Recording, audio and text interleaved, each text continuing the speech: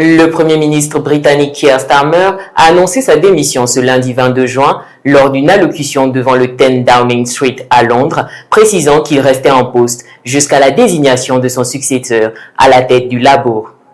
Keir Starmer avait répété ce vendredi 19 juin qu'il se battrait pour rester au pouvoir, mais la pression a continué de monter ce week-end.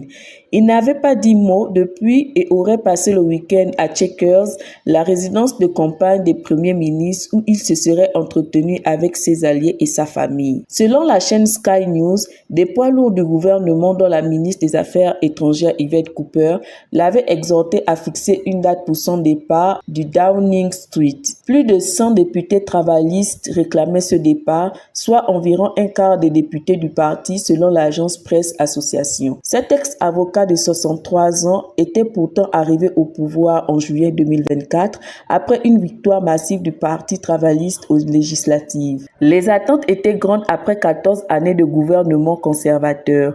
Mais 2 ans plus tard, le Royaume-Uni est toujours confronté à une économie apathique et une forte hausse du coût de la vie. Keir Starmer a aussi commis des erreurs notables, comme celle de nommer Peter Mandelson ambassadeur à Washington.